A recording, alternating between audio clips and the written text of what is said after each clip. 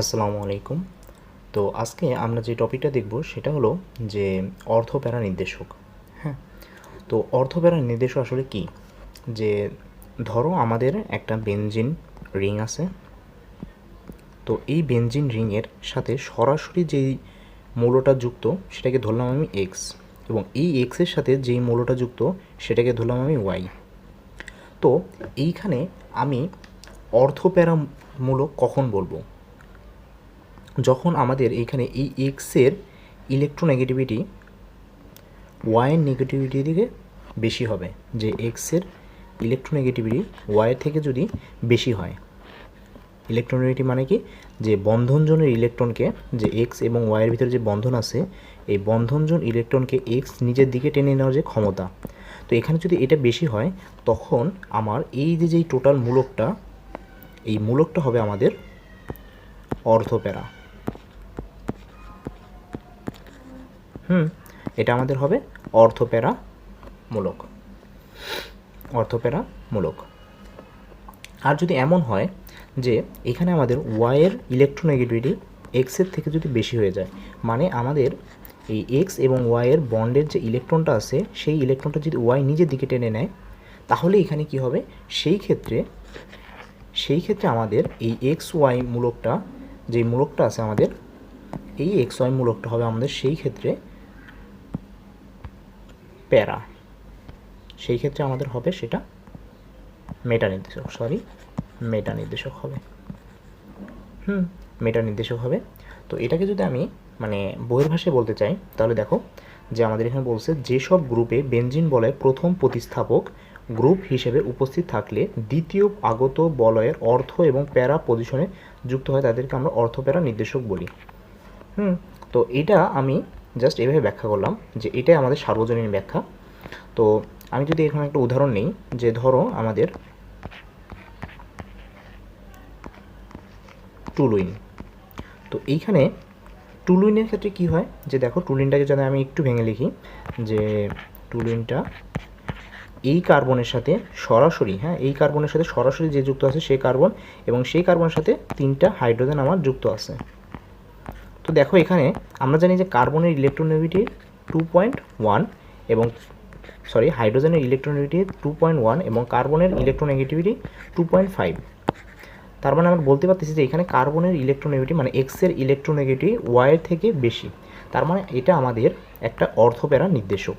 তো যদি এটা অর্থপ্যারা নির্দেশক হয় আর এবং এটা যদি প্রথম প্রতিস্থাপক হয়, তাহলে আমাদের এইখান থেকে দ্বিতীয় প্রতিস্থাপক মানে একটা নতুন একটা ইলেকট্রোফাইল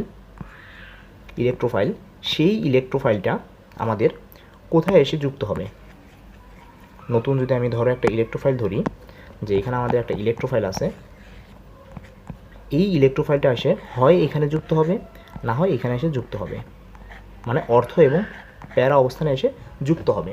কেন? কারণ এই যে আমার এই মূলকটা, সে আমাদের অর্থপ্যারা নির্দেশক, মানে সে বেনজিন রিংয়ের দিকে নিজের ইলেকট্রন ডেন্সিটিকে দান করতেছে, যার ফলে আমাদের এই স্থানে এবং এই স্থানে এবং এই স্থানে আমাদের ইলেকট্রন ডেন্সিটি বৃদ্ধি পাচ্ছে, যার কারণে নতুন একটা ইলেকট্রোফাইল, যে একটা ইলেকট্রন লাভার, সে এসে এখানে যুক্ত হইতেছে। তো এরকম যদি আমি আরেকটা ইসের কথা বলি, যে দেখো আমাদের ফেনল, ফেনল, এখানে দেখো ফেনলের কি হয়, ফেনলের এখানে অক্সিজেন তার ইলেকট্রোনেগেটিভ বেশি এবং হাইড্রোজেনের ইলেকট্রোনেগেটিভ কম, তার মানে এটা একটা অর্থপ্যারা নির্দেশক। হ্যাঁ, তো এইখানে যদি অর্থপ্যারা নির্দেশক হয়, আবার দেখো এখানে অক্সিজেনের লোন পেয়ার আছে, অক্সিজেন এখান থেকে কী করবে, এখানে দেখো দুইটা জিনিস ঘটে, যে অক্সিজেনের ইলেকট্রোনেগেটিভ বেশির কারণে এই কার্বন থেকে সে নিজের দিকে ইলেকট্রনকে নিবে, মানে রিং থেকে প্রথমে নিবে, যেটা আমাদের মাইনাস ইন্ডাকটিভ ইফেক্ট। আবার একইভাবে আমাদের এখানে যে লোন পেয়ারটা আছে, লোন পেয়ার আবার বলয়ের দিকে যাবে, যেটা প্লাস মেসোমারিক ইফেক্ট। তো দেখা যায় কি, যে এইখানে plus mesomeric effect minus inductive ইফেক্টের উপরে প্রকট হয়, মানে এটা আধিক্য হয়, যার কারণে দিন শেষে আমাদের যে বলয়টা আছে সেই বলয়টা আমাদের ইলেকট্রন ডেন্সিটি পায়। তো এইটা ছিল আমাদের যে অর্থপ্যারা নির্দেশক।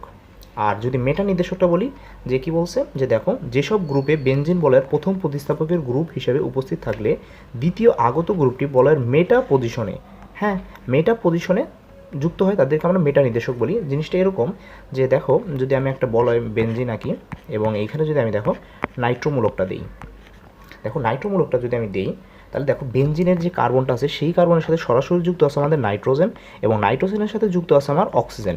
তার মানে এখানে নাইট্রোজেন হলো আমাদের এক্স এবং অক্সিজেন হলো আমাদের ওয়াই। তার মানে দেখা যাচ্ছে যে অক্সিজেনের তড়িৎ ঋণাত্মকতা যে 3.5 এবং নাইট্রোজেনের তড়িৎ ঋণাত্মকতা 3.0। তার মানে এখানে নাইট্রোজেনের মানে এক্সের তড়িৎ ঋণাত্মকতা কম ওয়াইয়ের থেকে। তার মানে কী হবে যে এইখানে যদি আমি একটু ভেঙে লিখি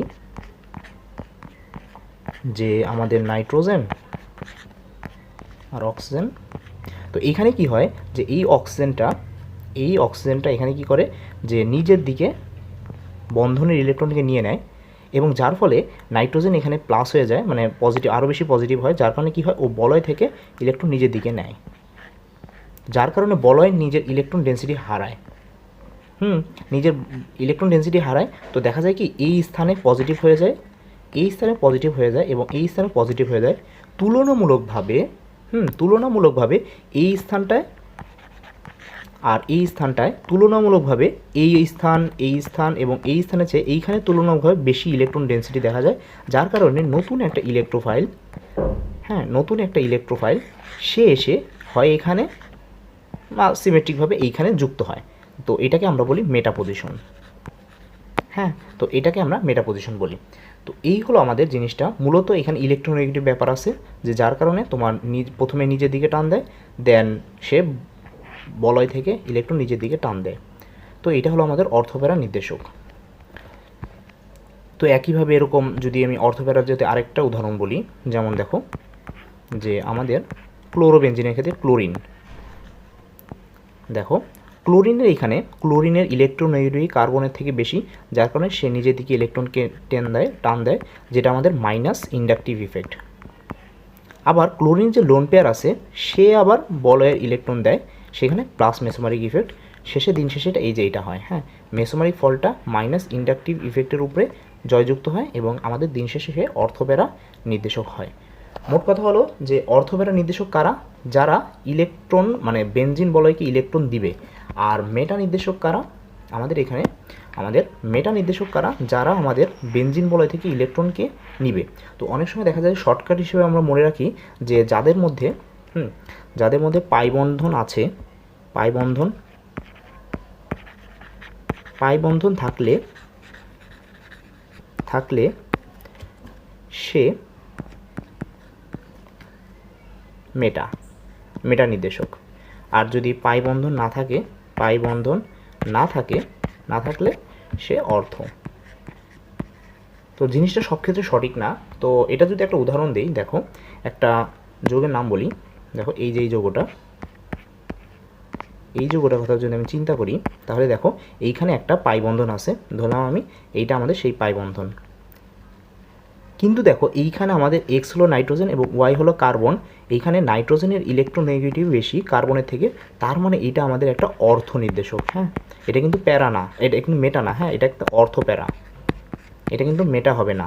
যদিও এখানে আমাদের দেখো পাই বন্ধন আছে, বাট এটা একটা অর্থপ্যারা নির্দেশক।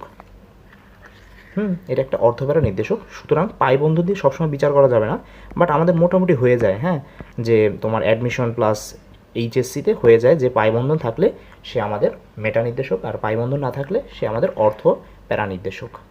তো আজকে এই পর্যন্তই।